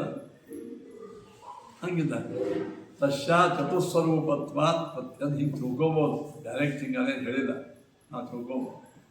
ತಸ್ಯ ಚತುಸ್ವರೂಪತ್ವ ಪ್ರತ್ಯೇಕಂ ಚತುರಾತ್ಮಕ ಪಾದ ಸರ್ವೇ ತದಂಶಾಸ್ತಿ. ನೋಡಿ, ಪಾದಗಳ ಅಂಶ. ಒಂದು ಪಾದದ ಅಂಶ ಯಾವ ಹೇಳು? ಅಧಿಕರಣಗಳು. ಬ್ರಹ್ಮಸೂತ್ರ 4 ಅಧ್ಯಾಯ. ಒಂದೊಂದು ಅಧ್ಯಾಯಕ್ಕೆ ಅಂಶಗಳು ಯಾವುವು? ಪಾದಗಳಲ್ಲಿ ಅಧಿಕರಣ ಇರ್ತಾವೆ. ಅಧಿಕರಣ ಈಗ ಇಡೀ ಇಂಡಿಯಾನ ಒಂದೆಲ್ಲ ಸ್ಟೇಟ್ಗಳ ಒಂದೊಂದು ಸ್ಟೇಟ್ನಾಗ ಜಿಲ್ಲಾ ಇರ್ತದೆ, ಡಿಸ್ಟಿಕ್. ಆ ಜಿಲ್ಲಾದೊಳಗೆ ತಾಲೂಕು ಆಗ್ತದೆ, ತಾಲೂಕ ಒಳಗೆ ಹಳ್ಳಿ ಇರ್ತದೆ, ಅದು ಅದನ್ನ ಸೋಚು. ಹಿಂಗೆ ಬ್ರಹ್ಮಸೂತ್ರ ಅದರೊಳಗೆ ಅಧ್ಯಾಯಗಳು ಒಂದೊಂದು ಅಧ್ಯಾಯಕ್ಕೆ 4 ಪಾದ. ಒಂದೊಂದು ಪಾದದೊಳಗೆ ಅಧಿಕರಣ ಒಂದೂ ಇರ್ತಾವೆ, ಅಥವಾ ಅದು ಅನೇಕ ಅಧಿಕರಣ ಇರ್ತಾವೆ. ಅನೇಕ ಆ ಅಧಿಕರಣ ಸೂತ್ರ ಹಿಂಗೆ ತಿಳ್ಕೋಬೇಕು. ನೀವು ರಾಮಾಯಣ ಅಂತ ಓದ್ತೀರಿ. ರಾಮಾಯಣದಾಗ ಏನಪ್ಪ? ಕಾಂಡವ. ರಾಮಾಯಣ ಕಾಂಡವ. ಭಾಗವತ್ನ ಸ್ಕಂದ. ಭಾಗವತ ಎಷ್ಟು ಕಾಂಡ ಅದು ಕೇಳಿದ್ರೆ ದಾಟ ಅಂತಾರೆ. ಮಹಾಭಾರತ ಎಷ್ಟು ಪರ್ವ ಅದು ಕೇಳಿದ್ರು. ಏನ್ರಿ ಮಹಾಭಾರತ ಎಷ್ಟು ಚಾಪ್ಟರ್ ಅದು? ಪರ್ವ. ಅದು ಪರ್ವ ನೋಡಿರಿ. ಕಾಂಡದೊಳಗೂ ಅಧ್ಯಾಯ, ಪರ್ವೊಳಗೂ ಅಧ್ಯಾಯ, ಸ್ಕಂದೊಳಗೂ ಅಧ್ಯಾಯ ಎಲ್ಲ ಕಡೆ ಕಾಮನ್. ಭಾಗವತ 12 ಸ್ಕಂದ, ಪ್ರಥಮ ಸ್ಕಂದ ಒಳಗೆ 20 ಅಧ್ಯಾಯ. ದ್ವಿತೀಯ ಸ್ಕಂದೊಳಗೆ 10 ಅಧ್ಯಾಯಗಳು, ತೃತೀಯ ಸ್ಕಂದೊಳಗೆ ಇನ್ನೆಷ್ಟೋ ಅಧ್ಯಾಯದ ಒಳಗೆ ಶ್ಲೋಕಗಳು ಹೀಗೆ ಹಾಗೆ ಎಲ್ಲ ಕಡೆ ಯೂನಿಟ್ ಸಬ್ ಯೂನಿಟ್ಸ್ ಅಂತಂತಿದೆ. ನಿಮ್ಮ ಇದ್ರೊಳಗೂ ಇದೆ ಮೆಡಿಕಲ್ದಾಗೂ ಇದೆ. ಹಂಗೆ ಈ 4 ಅಧ್ಯಾಯಗಳಲ್ಲಿ 4 ಪಾದಗಳು, ಒಂದೊಂದು ಅಧ್ಯಾಯದ 4 ಪಾದಗಳಲ್ಲಿ ಪಾದಾಸ್ತ್ರಿ ತದಂಶಾಸ್ತ್ರ. ತದಂಶ ಅಂದರೆ ಪಾದಗಳ ಅಂಶ ಅಧಿಕರಣಗಳು. ಆ ಅಧಿಕರಣಗಳಲ್ಲಿ ಸೂತ್ರಗಳು, ಸೂತ್ರದಲ್ಲಿ ವಾಕ್ಯ ಪದಗಳು. ಮೂರ್ತಿನ ವರ್ಣಂ ಆಗಮ ಕಡೆ ಹೇಳಿದ್ರು ತದಂಶಾಸ್ತ್ರ. ವರ್ಣಂ ಆಗಮಾತ್ ಮೂರ್ತಿನ ಇದೊಂದು ಅನಿರುದ್ಧ, ಪ್ರದ್ಯುಮ್ನ, ಸಂಕರ್ಷಣ, ವಾಸುದೇವ 4 ರೂಪಗಳು ದೇವರು. ಹೇಳಿದೆ ಒಂದು ವರ್ಣವನ್ನು ಆರಂಭಿಸಿ ಆಗಮ ಎಲ್ಲ ಅಧ್ಯಾಯದ ವಾಕ್ಯಗಳಲ್ಲಿ ಪ್ರತಿ ಅಧಿಕರಣ, ಪ್ರತಿ ಪಾದ, ಪ್ರತಿ ಅಧ್ಯಾಯ ಅಲ್ಲಿದ್ದಂಥ ಅಕ್ಷರಗಳು ಈ ದೇವರ 4 ಮೂರ್ತಿಗಳನ್ನು ಪ್ರತಿಪಾದನೆ ಮಾಡ್ತಾವೆ. ಪ್ರತಿಯೊಂದು ಅಧ್ಯಾಯ, ಪ್ರತಿಯೊಂದು ಪಾದ, ಪ್ರತಿಯೊಂದು ಅಧಿಕರಣ, ಪ್ರತಿಯೊಂದು ಸೂತ್ರಗಳು ಭಗವಂತ 4 ರೂಪಗಳನ್ನು ಪ್ರತಿಪಾದನೆ ಮಾಡ್ತಾವೆ. ಅನಿರುದ್ಧ, ಸಂಕರ್ಷಣ, ವಾಸುದೇವ. ಆಗಮ ಇದು ಹೆಂಗೆ ಹೇಳ್ತೀನಿ ಅಂದ್ರೆ ಬೃಹತ್ತಂತ್ರಾದಿ ಆಗಮ. ಬೃಹತ್ತಂತ್ರ ಅಂತ ಒಂದು ಗ್ರಂಥದ ಆ ಪ್ರಮಾಣದಿಂದ ಮಧ್ವಾಚಾರ್ಯ ಹೇಳ್ಯಾರ. ಅದು ನೀವು ಒಂದು ಸೂತ್ರ ತಿಳ್ಕೊಂಡ್ರೆ 4 ರೂಪಗಳು ಪೂಜೆ ಮಾಡಿದಂಗೆ ಆಯ್ತೀವ. ನೀವು ಬರೀ ಬ್ರಹ್ಮಸೂತ್ರದ ಒಂದೇ ಒಂದು ಅಕ್ಷರ ತಿಳ್ಕೊಂಡ್ರೆ ಅನಿರುದ್ಧ, ಪ್ರದ್ಯುಮ್ನ, ಸಂಕರ್ಷಣ, ವಾಸುದೇವ ಪೂಜೆ ಆಯ್ತೆ. ವಿಚಾರ ಪಾಠ ತಿಳಿದು ಬೇಡ ಪೂಜೆ ಆಯ್ತಲ್ಲ, ತಿಳಿದೇ ಬೇಡಲೆ. ಆ ಅಧ್ಯಾಯಗಳ ಪಾಠಕ್ಕೆ ನೀವು ಬಂದು ಕೂತ್ರೆ ಸಾಕು, ಆ ಶಬ್ದ ಕೇಳಿದ್ರೆ ಸಾಕು, ನಿಮಗೆ ಏಕಕಾಲಕ್ಕೆ ಭಗವಂತ 4 ರೂಪಗಳ ಪೂಜೆ ಮಾಡಿದ ಪುಣ್ಯ ಬರ್ತದೆ. ತಿಳ್ಕೊಂಡಾಗ ವಿಶೇಷ ಪ್ರಶ್ನೆ. ಈಗ ರಾಮದೇವ್ರ ಪೂಜೆ ಮಾಡಿದಾಗ ನಾವು ನೋಡ್ತೀವೋ, ಸಂತೋಷ ಪಡ್ತೀವೋ, ನಮಸ್ಕಾರ ಮಾಡ್ತೀವಿ, ಪುಣ್ಯ ಬರ್ತಾಯಿಲ್ಲ. ಸ್ವಾಮಿಗಳಿಗೆ ಪುಣ್ಯ ಬರ್ತಾಯಿಲ್ಲ. ನಮಗೇನು ಬಂದಿರ್ತದೆ ಅದರ 10 100 ಪಟ್ಟು ಮುಟ್ಟಿ ಪೂಜೆ ಮಾಡ್ತೀವಿ. ಅನುಸಂಧಾನ ಇವರಿಗಿಂತ ಹೆಚ್ಚು ಪುಣ್ಯ ಸತ್ಯ ಪ್ರಮೋದಿ ಬರ್ತದೆ. ಅವ್ರಿಗೆ ಅವಕಾಶ ಕೊಟ್ಟರು ನಾವು. ಈಗ ಅದು ಬೇರೆ ಹೋದಂಗೆ ಪಟ್ಟು ಬೆಳ್ಕೋತ ಹೋಗಿ ಹೌದಾ.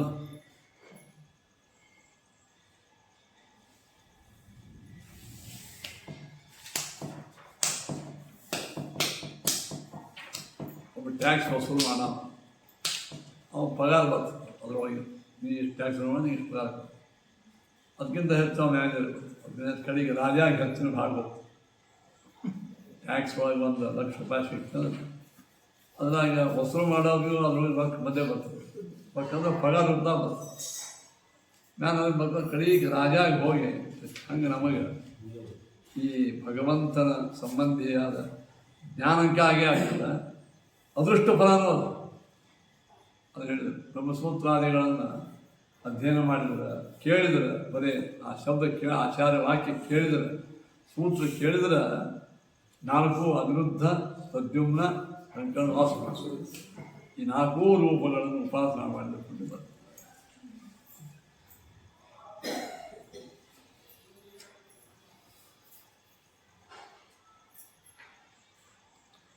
ಅದೇನೈತೆ ಸೂತ್ರ ಘಟಕವಾದ, ಭಾಷ್ಯ ಘಟಕವಾದ, ಈ ಶಾಸ್ತ್ರ ಘಟಕವಾದ ಒಂದು ಅಕ್ಷರ ಹಿಡ್ಕೊಂಡು ವರ್ಣಂ ಆಗಮ ಬರೀತಾರೆ. ಆಗಮ ಅಂತಂದ್ರೆ ಪೂರ್ಣ ನಿಂತಹ ಎಲ್ಲ ಶಾಸ್ತ್ರಗಳ ಪರ್ಯಂತರ ಭಗವನ್ ಮೂರ್ತಿಗಳು ಪ್ರತಿಪಾದ್ಯ ಆಗ್ಯಾವ. ಇಲ್ಲಿ ಇವತ್ತು 2ನೇ ವಿಷಯ ತಿಳ್ಕೊಂಡಂಗೆ ಒಂದು ಅಧ್ಯಾಯ, ಪಾದ, ಅಧಿಕರಣ, ಸೂತ್ರ, ಇದರ ಒಳಗಿದ್ದಂಥ ಸೂತ್ರಗಳು ಇದೆಲ್ಲ ಈಗ 2ನೇ ಅಧ್ಯಾಯ ನೋಡೋದು. 2ನೇ ಅಧ್ಯಾಯದೊಳಗೆ 4 ಪಾದಗಳು, ಒಂದೊಂದು ಪಾದದೊಳಗೆ ಎಷ್ಟೋ ಅಧಿಕರಣಗಳು. ಮಜಾ ಏನಂದ್ರೆ 4 ಪಾದದಲ್ಲಿ ಯುಕ್ತಿಪಾದ ಮೊದಲನೇ ಯುಕ್ತಿಪಾದ ಅಂದ್ರೆ ಏನು ಹೇಳಿ? ಯುಕ್ತಿಪಾದ ಅಂದರೆ ವಿರೋಧಿಗಳು ಅನೇಕ ಯುಕ್ತಿಗಳನ್ನು ಹೇಳಿ ನೀವು ಮೊದಲನೇ ಅಧ್ಯಾಯ ಹೇಳಿ ತಪ್ಪು ತರ್ಕ ಮಾಡ್ತಾರೆ. ನೀವು ಮೊದಲೇ ಹೇಳಿ ತಪ್ಪು ಬರೀ ಹಂಗೆ ಯುಕ್ತಿ ಹೇಳ್ತಾರೆ. ಯುಕ್ತಿಪಾದ ನಾವೇನು ಮಾಡ್ಬೇಕು ಹೇಳ್ರಿ? ಅದಕ್ಕಿಂತಲೂ ಪ್ರಬಲ ಯುಕ್ತಿಯನ್ನು ಹೇಳಿ ಚಂದನ ಮಾಡ್ತಾರೆ ಅಲ್ವಾ? ಅವ್ರ ಯುಕ್ತಿಯಿಂದ ಇದು ಮಾಡಿ ಗದಾದಂತ ನೋಡಿ ಗದಾವಲ್ಲ ದೊಡ್ಡ ಗದಾದರೂ ನಾವು ಆಗಿರ್ಬೇಕು. ಅದೇ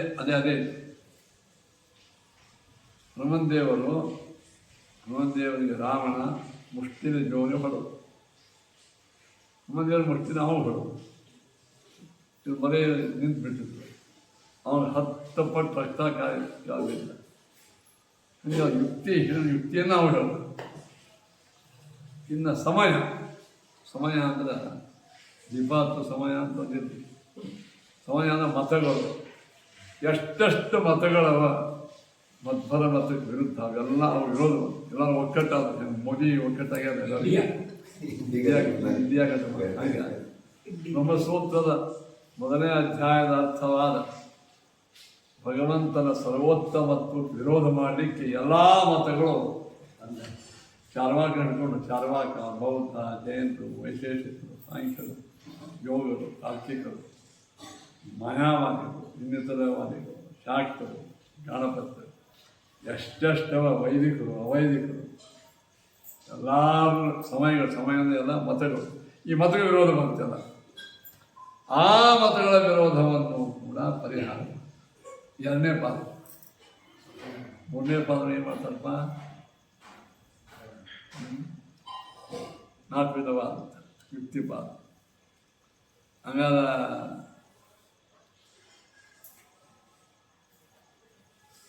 ಮುಂದಿನೊಳಗೆ ಏನು ಅಂತಂದ್ರೆ ಶ್ರುತಿಯಿಂದ ಕೂಡಿದ ವಿರೋಧ. ಅನೇಕ ವೇದಗಳು ಅಲ್ಲಿದ್ದಂತೆ ನೋಡ್ಬೋದು. ಏನು ನೋಡ್ಲಿಕ್ಕೆ ವೇದಗಳು ಬರೋಂಗಿಲ್ಲ. ಯುಕ್ತಿ ಉಪೇದವಾದ ಶ್ರುತಿಗಳು 4ನೇ. ಈಗ ಹೇಳ್ತಾರೆ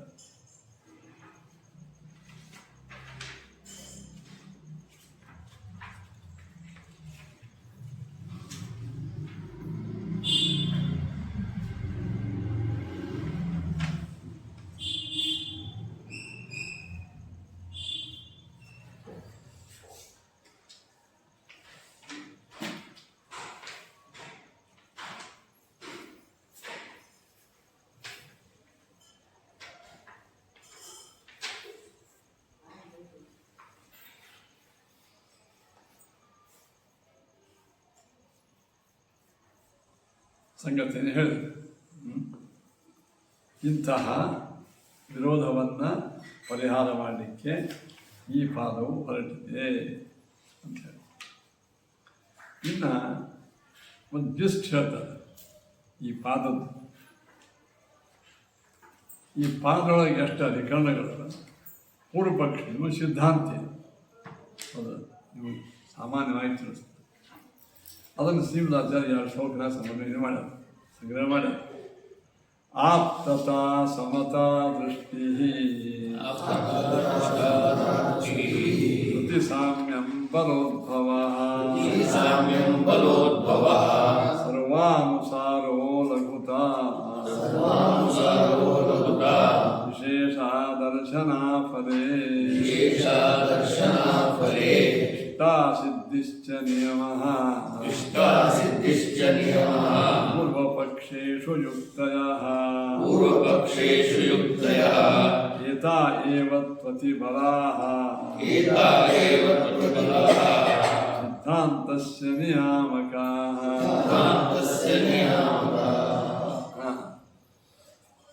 ಇದರ ಮುಂದಿನ ಅರ್ಥ ಹೇಳೋದ ಅಂತ ಹೇಳೋದು ಇಷ್ಟೇ ಸಂಕ್ಷಿಪ್ತವಾಗಿ ಶ್ಲೋಕ ಹೇಳ್ಬಿಟ್ಟು ಉದಾಹರಣೆ ಕೊಡ್ತೇನೆ. ಮೊದಲೇದು ಆಪ್ತತ, ಸಮತ, ಸಾಮ್ಯ. ಇವುಗಳು ಪೂರ್ವ ಪಕ್ಷದಲ್ಲಿರ್ತಕ್ಕಂಥ ಯುಕ್ತಿ. ಆಪ್ತತ್ವ, ಸಮತ್ವ. ಏತಾಏವ ಇದೇ ಆಪ್ತತ್ವ ಸಮತ್ವಗಳು ಅತಿಬಲ ಬಲಿಷ್ಠ ಆದ ಸಿದ್ಧಾಂತ ಯುಕ್ತಿಗಳು. ಏನು ಮುಂದಿನ ಇರೋ ಬರ್ತಾನೆ ಇದೇನಂದ್ರೆ ಅದು ಚೆನ್ನಾಗಿಲ್ಲ ಬಂದೇ ಬರ್ತಾನೆ.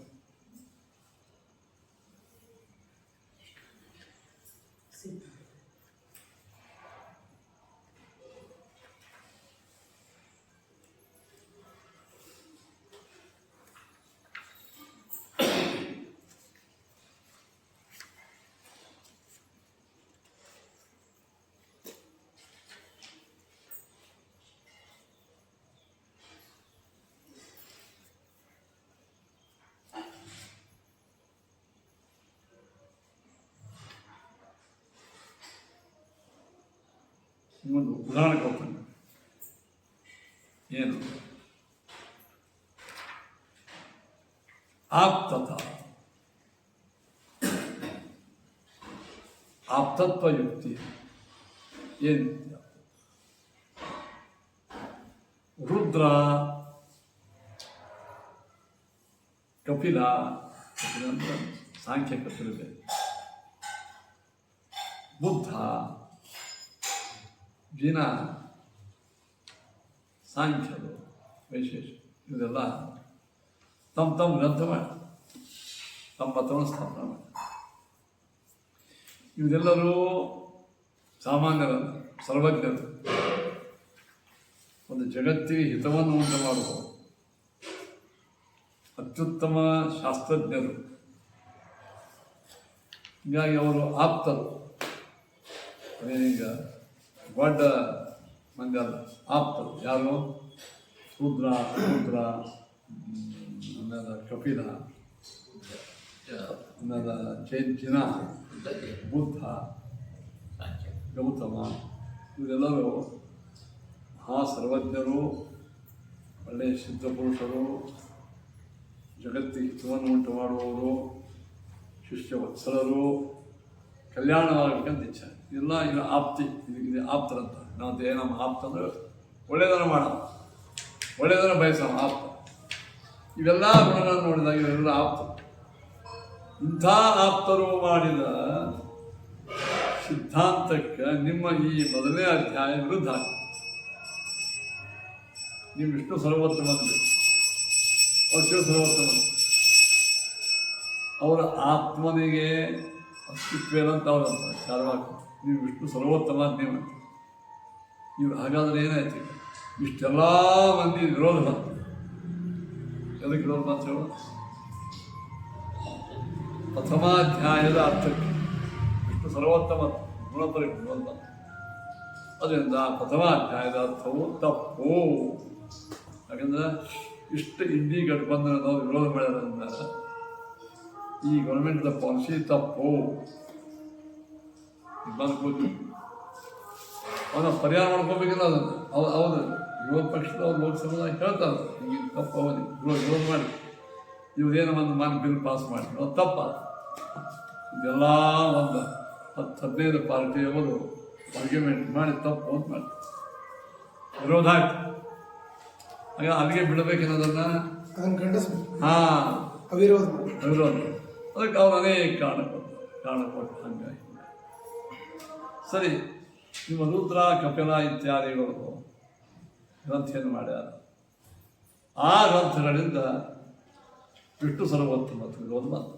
ಓಕೆ, ಹಿಂಗ್ಯಾಕೆ ಆಗಬಾರದು?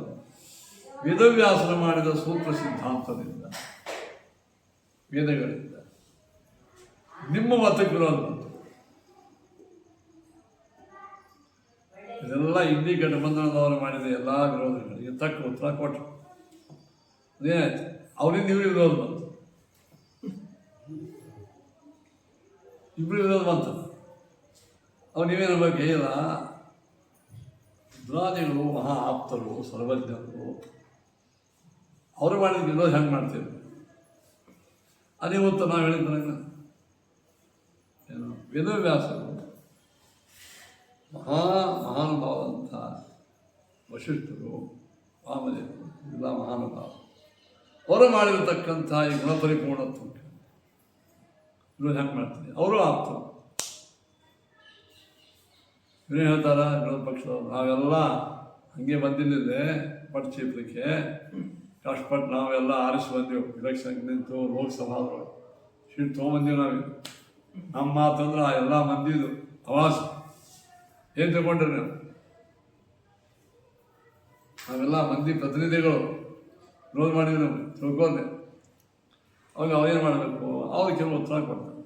ಮತ್ತು ನಾವೇನು ಬರೀ ಬಡ್ ಚಿಪ್ಪಿಗೆ ಬಂದಿದ್ದೇವೆ, ನಿಮ್ಮಂಗೆ ನಾವು ಆರ್ಸೇ ಬಂದೀವಿ. ನೀವು 100 ಬಂದ್ರೆ ನಾವು 300 ಮಂದಿ ಬಂದ್ವಿ. ಮೊನ್ನೆ ನಾನು ಹೋಗಿ ಇಂಟರ್ವ್ಯೂ ತೊಗೊಳ್ತಿದ್ದೆ. ನಾವು ಯಾರೋ ಕೇಳಿದ್ರು, ಯಾರೋ ಅಂದ ಕಾಂಗ್ರೆಸ್ ಅವರಲ್ಲ, ಪಾಕಿಸ್ತಾನದವ್ರು ಭಾಳ ತ್ರಾಸ ಹೋಗ್ಬೇಡ್ರಿ, ಅವ್ರ ಕಡೆಗೆ ಅನುಭವ ಅವರು ಅವಂದ ಹಂಗೆ. ಮತ್ತು ನಮ್ಮ ಅನುಭವ ಮೇಲೆ ಫ್ರಿಜ್ನಾಗ ಇಡ್ಲಿಕ್ಕೆ ಹೋಗಿ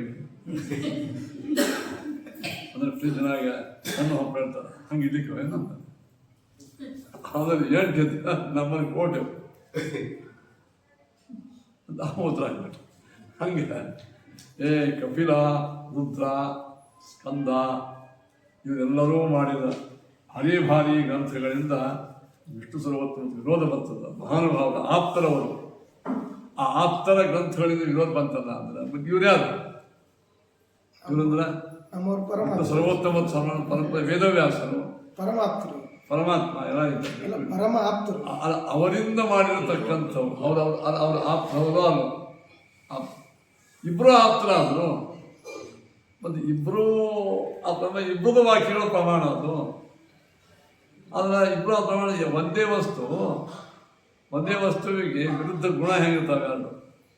ಇಟ್ಟು ಸರ್ವೋತ್ತಮತ್ವನೂ ಇರಲಿ, ಸರ್ವೋತ್ತಮತ್ವ ಇಲ್ಲೇನೂ ಇರಲಿ ಅಂದ್ರೆ ಈ ಮನೆ ನಿಮ್ಮ ಹೆಸರಲ್ಲೇ ಇರಲಿ, ಮತ್ತು ನಿಮ್ಮ ಹೆಸರು ಇಲ್ಲಂತ ಅದು ಇಲ್ಲ ಅಂದ್ರೆ ಈ ಲೈಟ್ ಹೊಳಿಲಿಕ್ಕತ್ತದ ಇಲ್ಲ, ಲೈಟ್ ಹೊಳಿಲಿಕ್ಕತ್ತಿಲ್ಲ ಮೂಡು ಹಂಗೆ ಬಾದ ಅಂದ್ರೆ ಅವ್ನು ಹೇಳ್ದಂಗೂ ಇರುತ್ತೆ, ಹೇಳ್ದಂಗೆ ಇಲ್ಲ ಅಂದ್ರೆ ಅವ್ನು ಇದ್ದ ವಸ್ತು ಹಂಗೆ ಅದನ್ನು ಏನು ಮಾಡೋದು. ಅದಕ್ಕೆ ಕಾರಣ ಇಬ್ಬರು ಆಪ್ತರಿದ್ದಾರೆ ಅಂತಂದ್ರೆ ಇಬ್ಬರನ್ನ ಆಪ್ತತ್ವ. ಅವಾಗೇನು ಹೇಳಿದ್ರು, ತೇವ ಅತಿಬಲಾಹ. ಈ ಹಿಂದೆ ಆಪ್ತತ್ವ ಹೆಂಗೆ ಗೊತ್ತ, ಯುಕ್ತಿ ಮತ್ತು ಯುಕ್ತಿ ಹೇಳು ಪ್ರಥಮಾಧ್ಯಾಯದಲ್ಲಿ ಹೇಳಿರ್ತಕ್ಕಂಥ ಪರಿಪೂರ್ಣತ್ವವು ಅಬದ್ಧವು. ರುದ್ರಾದಿಗಳಂಥ ಆಪ್ತರಿಗೆ ವಿರೋಧವಾಗಿದ್ದರಿಂದ, ರುದ್ರಾದಿ ಆಪ್ತರಿಂದ ವಿರುದ್ಧವಾಗಿದ್ದರಿಂದ, ಆಪ್ತವಾಗಿ ವಿರುದ್ಧ ಆಗಿದ್ದರಿಂದ ಅದಂಗೆ ಅವರ ಆಪ್ತರು. ಆಪ್ತತ್ವ ಎಂಬ ಅವರ ಆಪ್ತತ್ವ ಆಪ್ತಿ ಮೂಲಕತ್ವ ಅದಕ್ಕೆ ಇರೋದರಿಂದ ವಿರೋಧ. ಅವಾಗ ನಾವು ಒಂದು ಯುಕ್ತಿ ಮಾಡ್ತೀವಿ. ಪ್ರಥಮಾಧ್ಯಾಯೋಕ್ತವಾದಂತಹ ಗುಣ ಪರಿಪೂರ್ಣತ್ವವು ಅತ್ಯಂತ ಪ್ರಾಮಾಣಿಕವೇ ಆಗಿದೆ. ರುದ್ರಾದಿಗಳಕ್ಕಿಂತಲೂ 10 ಮಟ್ಟದ 100 ಪಟ್ಟು ಆಪ್ತರಾದಂತಹ ಬಿಟ್ಟು ಹೇಳಿದ್ದಾರೆ. ಆಪ್ತತ್ವ ಏನು ಹೇತು ಯುಕ್ತಿ ಆಯಿತು. ತೇವ ಅತಿಬಲ, ಯುಕ್ತಿ ಒಳಗೂ ನಮ್ಮದು ಪ್ರಬಲ ಯುಕ್ತಿ, ಅವನು ಸಾಮಾನ್ಯ. ಆದ್ದರಿಂದ ಮೊದಲನೇ ಅಧಿಕರಣದಲ್ಲಿ ಆಪ್ತತ ನೋಡಿ ಆಚಾರ್ಯ ಸಂಗ್ರಹವಾಗಿ ಹೇಳಿದ. ಆಪ್ತತ್ವ ನಾವು ಹೇಳ್ದ, ಆಪ್ತತ್ವ ನಾವು ಹೇಳಿದೆವು. ನಮ್ಮದು ಅತಿಬಲ ಆಪ್ತತ್ವ. ಈ ಉದಾಹರಣೆಯಲ್ಲಿ ವಿರೋಧ ಪಕ್ಷದವರು ವಿರೋಧ ಮಾಡಿದರು, ಅದಕ್ಕೆ ವಿರೋಧ ಸಿದ್ಧಾಂತವರು ಮಾಡಿದರು. ಇಬ್ಬರು ಮತ್ತು ಅವ್ರು ಯುಕ್ತಿ ಏನು ಕೊಟ್ಟರು, ನಾವೆಲ್ಲ ಇದ್ದಿದ್ದು ಮಂದಿಯಿಂದ ಆರಿಸಿ ಬಂದಿರತಕ್ಕಂಥ ಪ್ರತಿನಿಧಿಗಳು, ಜನಪ್ರತಿನಿಧಿಗಳು ಇರೋದ್ರಿಂದ ನಮ್ಮ ವಾಕ್ಯವು ಶ್ರೇಷ್ಠ, ನಮ್ಮ ವಾಕ್ಯ ನೀವು ಒಪ್ಪೇಬೇಕು. ಅವ್ರು ಹೇಳಿದ್ರು, ನೀವು ಎಷ್ಟು ಮಂದಿ ಇದ್ದೀರಿ? 3. ನಾವೆಷ್ಟಿದ್ದೀವಿ? 300. ನಿಮಗಿಂತಲೂ ಹೆಚ್ಚಿನ ಜನಪ್ರತಿನಿಧಿ ನಮ್ಮಲ್ಲಿರೋದ್ರಿಂದ ನಿಮಗಿಂತಲೂ ಉತ್ತಮ ಆಪ್ತತ್ವ ನಮಗೆ. ಹಿಂಗೆ ಹೇಳಿದೆ. ಇಬ್ಬರು ಪ್ರತಿನಿಧಿಗಳೇ, ಆದರೆ ನಮ್ಮ ಪ್ರತಿನಿಧಿತ್ವದೊಳಗೆ ಜೋರದು. ಯಾಕೆ?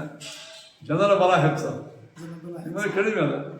ರುದ್ರಾದಿಗಳು ಆಪ್ತ ಇರ್ಬೋದು, ಒಂದು ಯಾವುದೋ ಕೆಲವು ವಿಷಯಕ್ಕೆ ಆಪ್ತ ಇರ್ಬೋದು. ನಮ್ಮ ಪರಮಾತ್ಮ ಸರ್ವಜ್ಞನಾಗಿದ್ದರಿಂದ ಅವ್ರಿಗಿಂತ ಹೆಚ್ಚು ಆಪ್ತ ಆಗಿದ್ದರಿಂದ, ಪ್ರಬಲವಾದಂಥ ಆಪ್ತತ್ವ ವಿಷ್ಣು ಪರಮಾತ್ಮ ಇದ್ದದ್ದರಿಂದ ಆ ಪ್ರಥಮಾಧ್ಯಾಯದಲ್ಲಿ ಹೇಳಿದ್ದು ಯೋಗ್ಯ. ನೋಡಿ ಎಷ್ಟು ಸುಂದರವಾದಂಥ ಇದೇ ಆಚಾರ್ಯ ಇದನ್ನು ಆಪ್ತತ ಮೊದಲು ಹೇಳಿದರು. ತೇವ ಏತ ಅತಿಬಲ, ಆಪ್ತತ್ವ ಅತಿ ಬಲತ್ವಿತ್ತಂದರೆ ಸಿದ್ಧ. ಇನ್ನು ಸಮತ, ಎರಡನೇ ಯುಕ್ತಿ ಸಮತ. ನೀವು ನಮ್ಮ ರುದ್ರಾದಿಗಳ ಮಾಡಿದ ವಾಕ್ಯಗಳೆಲ್ಲ ಅಪ್ರಮಾಣ ಯಾಕಂತೀವಿ. ಅದೇನು ಹೇಳೋದಂಗೆ ಆಗಂಗಿಲ್ಲ.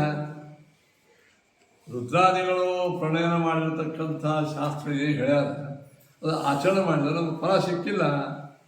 ಅದಕ್ಕೆ ಅವರ ವಾಕ್ಯಗಳೇನದು ಅಪ್ರಮಾಣ ನಾವು ಹೇಳ್ತೀವಿ. ಅವರೊಬ್ಬರು ನಿಮ್ಮಲ್ಲಿಯೂ ಕೂಡ ವೇದಗಳಲ್ಲಿ ಇದನ್ನು ಕಾರ್ಯರಿಯಾಗಿ ಮಾಡಿದರೆ ಮಳೆ ಆಗ್ತದೆ, ಪುತ್ರ ಕಾಮೇಷ್ಟಿ ಮಾಡಿದರೆ ಮಕ್ಕಳಾಗ್ತಾರೆ, ವೇದ ಹೇಳ್ಯಾರ. ಮತ್ತು ಆ ವೇದನ ಸಣ್ಣ ಮಾಡ್ಕೊಂಡಿರ್ತಕ್ಕಂಥ ನಿಮ್ಮ ಪುರಾಣ ವೇದವ್ಯಾಸರ ವಾಕ್ಯ ಇದು ಮಾಡಿ ಹಿಂಗಾಗ್ತದೆ. ಅಲ್ಲಿ ವಿಚಾರ ಬಂದದ ಅಂದರೆ ಫಲ ಏನು ಬಂದ ಸಮ ಆಯ್ತಿಲ್ಲ. ಸಮತ ನೋಡಿ, ಸಮತ ಅಂದ್ರೇನು?